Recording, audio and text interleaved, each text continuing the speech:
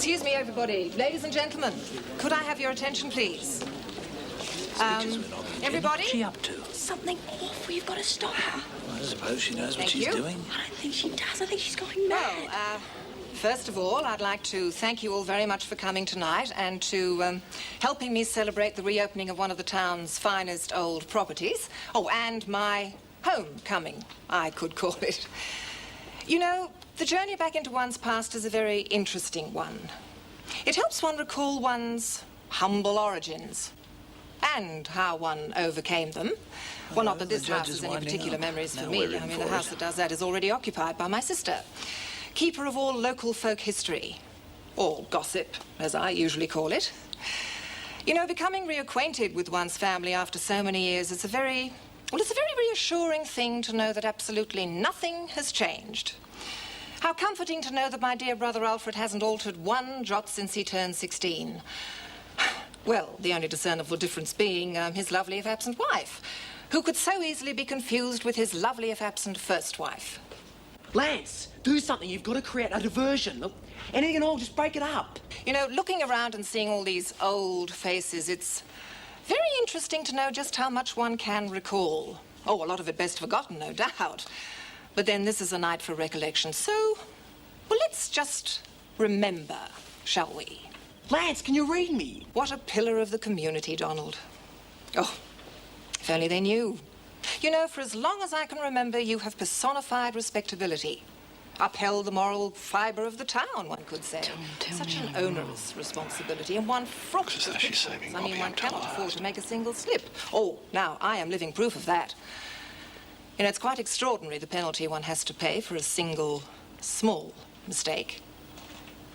And such an unworthy mistake. Well, of course, in my day, one was compelled to produce one's mistake. But, of course, these days, there's a very civilized solution to getting rid of the problem.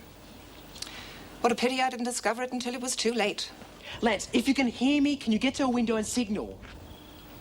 Dear Roberta. Oh, I'm so sorry. Bobby. What a salutary midlife surprise you were. Oh, not only for me, of course, it does take two. You did, and you still do have a father. Lance! Help! Help!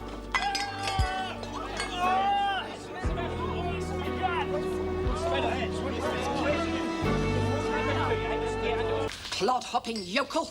So much for trying to bring civilization into this backwater. Oh, is that what you thought you were doing? Oh, don't you talk to me. Didn't sound very civilized from what I heard. You were the fool who insisted I invite that idiot. And just as well in the circumstances. He saved you from committing a folly that even took my breath away. And I know your limits better than anyone. How dare you? Somebody has to. You know, one day you will go too far, Nigel. Sloppy reasoning, Your Worship. You're the last person here who should talk about going too far.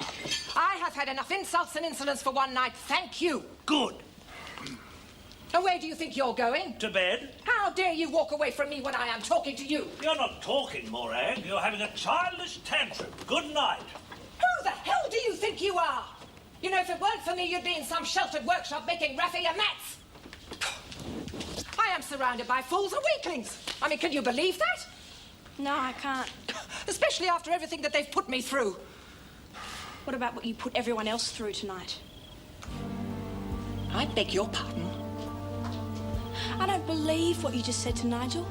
I don't believe what you said to Dad and Auntie Celia and Uncle Donald. And I especially don't believe what you said to Bobby. It made me feel sick. After everything they've put you through? They haven't put me through anything. I've done everything to me. Do you know I don't understand you? I thought you were the one member of this family that had any backbone. Backbone? Is that what you call all the things I've done and what you're doing now? Oh, they've really got through to you, haven't they? You're beginning to sound just like your father and Celia. I hope so. Because watching you rip everyone to shreds tonight was like looking in the mirror. And I don't ever want to go back there. Ruth? No, Ruth?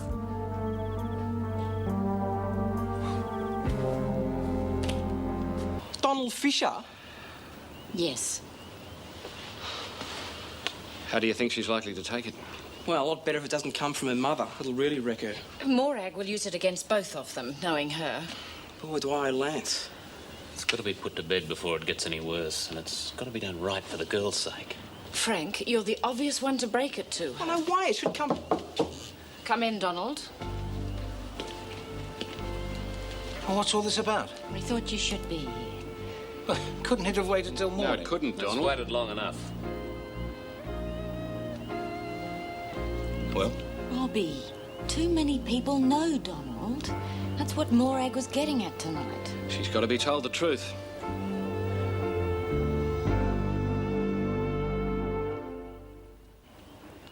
I thought I could trust you. We had no choice. We had to hear it from Lance and young Stephen, for God's sake. How do you think that felt? Do you want Bobby to hear it from Morag? I can't believe she was going to go that far. She gave me a word. Heavens above, Donald, you heard her. She didn't spare the rest of us. Look, I know she's feeling bitter at the moment, Bitter? She's as sour as last week's milk. She's mad, if you ask me. Look, I don't give a hang about Morag Bellingham. All I care about is Bobby. Can we stick to that, please? Yeah. It seems to me, Mr. Fisher, it's been your back, everyone's covered. Pity Bobby didn't rate the same attention. Oh, I don't think that's quite fair. Yes, it is. I think he just about said it all, Donald. Do you think I haven't carried it around with me every day since I've known? I must have rehearsed it 100 different ways to find the way that would hurt least. Oh, hurt who? Her or you? Have you thought this through? Because I have. And if someone, anyone, can show me an alternative to silence as the best way of protecting her, then I will be happy to hear it. Now, that's not an option anymore. And for God's sake, tell me what is.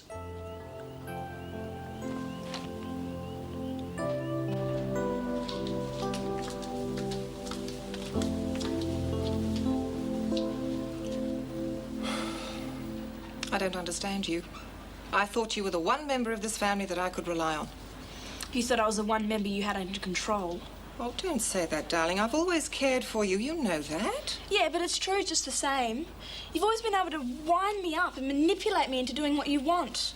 I have always been there for you, no matter what sort of shambles you've got yourself into. Yes, I know that too, and that's partly why I moved in, because I didn't like what was happening to you.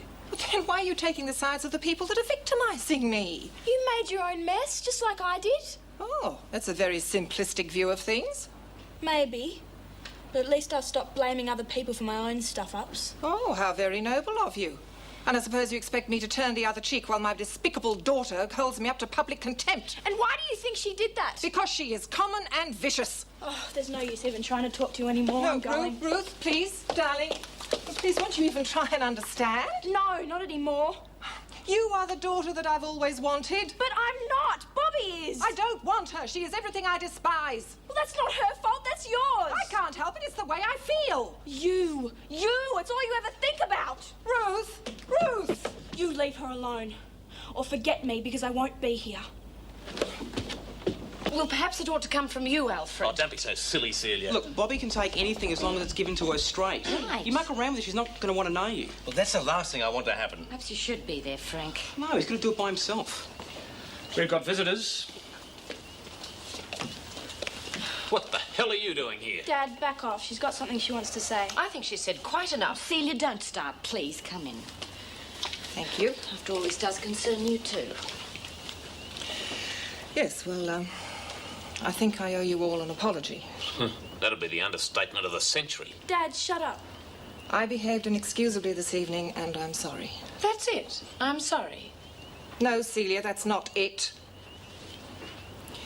Donald, I know I gave you my assurance once before, so I fully understand if you choose to be a bit cynical about what I'm going to say. But regardless of anything, Bobby will never learn the identity of her father through me. Until the next time she changes her mind. Celia, stay out of it for once. Don't be so gullible, Donald. This is just nothing but sham theatrics. Auntie Celia, shut up. Ruth. You have my word on that. Well, I think this changes things somewhat. Not for me, it doesn't. Me either. What about Bobby's rights You're here? kidding, aren't you, Donald? Half the town knows you're a father by now. Oh, look, can we cut the bull? Now, are you going to tell Bobby or not? Why bother?